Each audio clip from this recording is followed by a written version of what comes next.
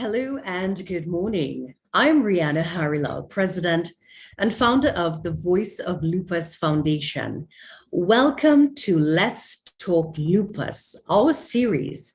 It's a guide to help you understand lupus. Now, if you've been diagnosed with lupus, you probably have a lot of questions about the disease. Hello and good morning. I'm Rihanna Harilal. You might be asking, how will lupus affect my life? Lupus affects people differently and in different ways. For some, lupus can be mild. For others, it can be life-threatening. Right now, there is no cure for lupus. The good news is that with the support from organizations like the Voice of Lupus Foundation, doctors, loved ones, you can learn to manage it. Learning as much as you can about lupus is an important first step. So before we go further, what exactly is lupus? Well, lupus is a chronic long-term disease that can cause inflammation, swelling, and pain in any part of your body. It is an autoimmune disease, meaning that your immune system attacks healthy tissue. Tissue is what your organs are made up of. Lupus most commonly affects the skin, joints, and internal organs like the kidneys, lungs, heart, brain, pancreas, etc. You get the drift, right? Now, who is at risk for developing lupus? Now, according to the Lupus Foundation of America, they have reported that there are over 5 million persons living with lupus. Now, people of all ages, gender, race, or ethnic groups can develop lupus, but there are certain persons that are at higher risk than others, and these include women of the ages 15 to 44. People who have a family member with lupus and other autoimmune diseases are also at risk. Now, let's explore the risk factors. Now, the risk factors are basically, one second. Now, the risk factors are basically some of the criteria that may lead to a diagnosis. Now, of course, there are certain racial or ethnic groups that are more prone to developing lupus, and those would be persons who are Africans, those who are African Americans, Asian Americans, Hispanic, Latino, Native American, or Pacific Islanders.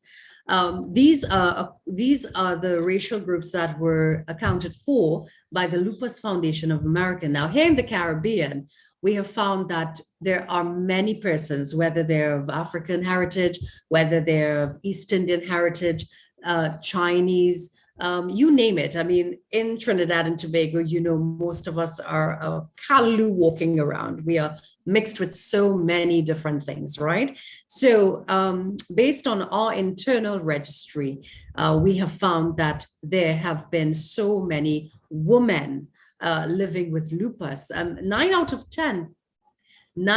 10 people with lupus are women, right? Now, men also get lupus. Now, what I would like to expound on is that, what causes lupus? Now, we do not know what causes lupus. We don't have a clue. No one knows what causes lupus and other autoimmune diseases. Now, experts think that it may develop in response to certain hormones like estrogen or environmental triggers. An environmental trigger is something outside the body that can bring on symptoms of lupus or make them worse. Now, it should be noted, lupus is not contagious. You cannot catch lupus or give it to someone. Now, what are the early signs or symptoms of lupus? Well, there is no one first sign or symptom of lupus. The early signs and symptoms of lupus are generally the same as the symptoms of lupus, including extreme fatigue, joint pain, and a butterfly rash. However, the early signs may widely range and vary from person to person. Now, a doctor will help you with your diagnosis to determine if the symptoms that you are feeling could possibly be linked to lupus, right? Now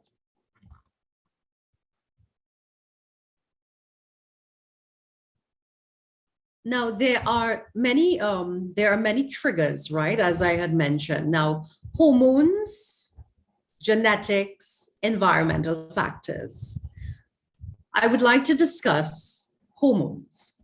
Hormones are the body's messengers. They regulate many of the body's functions because nine of every 10 occurrences of lupus are in females. Researchers have looked at the relationship between estrogen and lupus. While men and women both have estrogen, they produce estrogen, its production is much more greater in females. Many women who have lupus symptoms before menstrual periods or during pregnancy when estrogen levels are its highest, this may indicate that estrogen somehow regulates the severity of lupus. However, no causal effect has been proven between estrogen and any other hormone and lupus. Also, studies of women with lupus taking estrogen in either birth control pills or even postmenopausal therapy have shown no increase in significant disease activity. Researchers are now focusing on differences between men and women beyond hormone levels, which may account for why women are more prone to lupus and other autoimmune diseases. Let's go with genetics. Researchers have now identified that there are more than 50 genes which they associate with lupus. These genes are more commonly seen in people with lupus than in those without the disease. And while most of these genes have not been shown to directly cause lupus, they are believed to contribute to it. In most cases, genes are not enough. This is especially evident with twins who are raised in the same environment and have the same inherited features, yet only one develops lupus.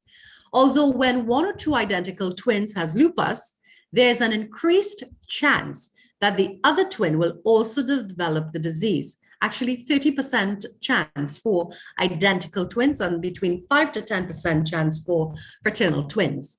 Lupus can develop in people who have no family history whatsoever, and there are likely to be other autoimmune diseases in some family members. Now, as we were mentioning ethnic groups, certain ethnic groups like persons who, people from Africa, people of African, Asian, Hispanic, Latino, Native American, Native Hawaiian, or Pacific Island descent have greater risk of developing lupus, which may be related to genes they all have in common. Now, let's get to the environmental factors. Most researchers think that an environmental agent, such as a virus or possibly a chemical, randomly encountered by a genetically susceptible individual, acts to trigger the disease. Researchers have not identified a specific environmental agent as yet, but the hypothesis remains likely. While the environmental elements that can trigger lupus and cause flares aren't fully known, the most common cited are ultraviolet light, UVA and UVB, infections, including the effects of some varies by the Epstein-Barr virus and exposure to silica dust in the agricultural and industrial settings. Other examples of potential environmental triggers include ultraviolet rays from the sun or fluorescent light bulbs, sulfur drugs, which make a person more sensitive to the sun sensitivity, penicillin and other antibiotic drugs such as amoxicillin, infections, colds and viral illnesses, exhaustion, emotional stress such as from a divorce, illness, death in the family, or other life complications. Anything else that causes stress to the body, such as surgery, physical harm, injury, pregnancy, or giving birth. Can anything be done to slow or prevent the development of lupus? Well, early diagnosis, as well as avoiding triggers for the disease, such as excessive exposure to the sun, can aid in the management of lupus. A rheumatologist, a specialist in conditions of the muscles, joints, and bones, can treat lupus with a number of medications that can effectively slow the progress of the disease. However, therapy is often tailored to lessen the individual's particular symptoms, right? So we're talking lupus, we're talking about understanding lupus, and I would like to hear from you if you have any questions. If not, I would continue to delve more into our discussion. I should also mention, the symptoms of lupus. I think it varies from one person to the other, patient to patient, because lupus can affect so many different parts of the body. It can cause a lot of different symptoms. Now, keep in mind that these symptoms may come and go. So symptoms of lupus may include fatigue, feeling tired very often, pain or swollen joints, swelling in the hands, feet, or around the eyes, headaches, low-grade fevers, sensitivity to sunlight or fluorescent light, chest pain when breathing deeply. And people with lupus may also have problems with the skin and hair, including a butterfly-shaped rash on the cheeks and nose that usually starts at the bridge and spreads to the cheeks, hair loss, sores in the mouth or nose. Lupus may cause problems with the blood and blood vessels like blood clots, low numbers of red blood cells, anemia, fingers and toes turning blue or white or feeling numb when a person is cold or stressed. It's called Raynaud's phenomenon. So you might be asking, okay, so I've probably heard these symptoms. I might be showing 1, 2, or 3, or maybe 4. So who would diagnose me if I'm showing these symptoms? So what kinds of doctors treat lupus? Well, most people who have lupus will see a rheumatologist because lupus can cause problems anywhere in the body. You may have other types of doctors and healthcare professionals on your treatment team. Now, let's discuss some of these doctors. So, since lupus can cause damage to many different parts of the body, you may see other types of doctors too, such as a dermatologist, a doctor who specializes in diseases of the skin, such as discoid lupus or cutaneous lupus. Cardiologist. A cardiologist is a doctor who specializes in diseases of the heart. A nephrologist is a doctor who specializes in diseases of the kidney. A neurologist is a doctor who specializes in diseases of the brain and nervous system. A gastroenterologist is a doctor who specializes in diseases of the gastrointestinal tract. A pulmonologist is a doctor who specializes in diseases of the lungs. Then we have gynecologists, obstetricians. These are doctors who focus on the female anatomy and also for those who are pregnant, right? Now, did you know that there are 4 types of lupus? Yeah, there are 4 types of lupus. You didn't know that, right? There are 4 types of lupus. So the first type is called systemic lupus. Now, a lot of persons, when they say they have lupus, they mostly refer to systemic lupus, but there's also discoid lupus. Discoid lupus affects just the skin. Systemic lupus affects all the organs in the body. There is also something called drug-induced lupus. And then the last one, neonatal lupus. Neonatal lupus affects newborn babies. Discoid lupus affects the skin, systemic, all the organs in the body, and drug-induced lupus. Drug-induced lupus is caused by certain medications that cause lupus-like symptoms. And once you stop taking these medications, the symptoms usually clear up. All right.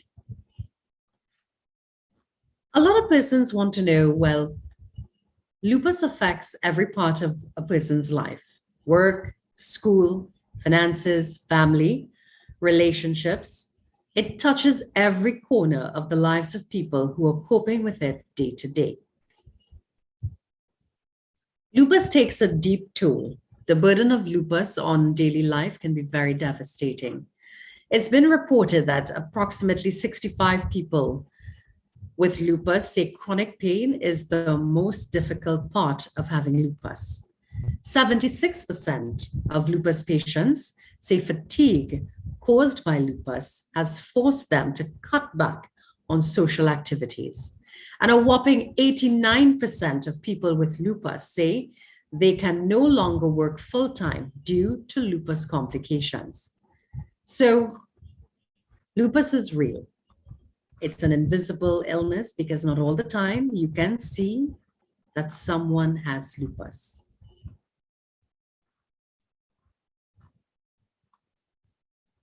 At this point, I'd like to talk a little bit about diagnosing lupus.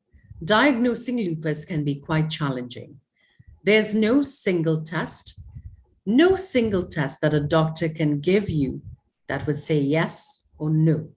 Sometimes it can take months or even years to gather all the right information. Lupus is very tough.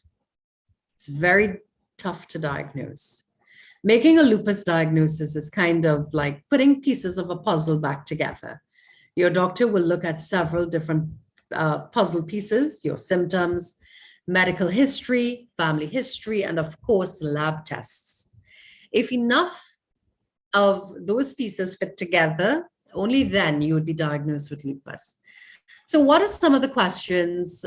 What questions will your doctor ask? Well, if your doctor thinks that you might have lupus, they'll ask questions about your symptoms, like what symptoms are you having? How often do you have these symptoms? When did your symptoms start?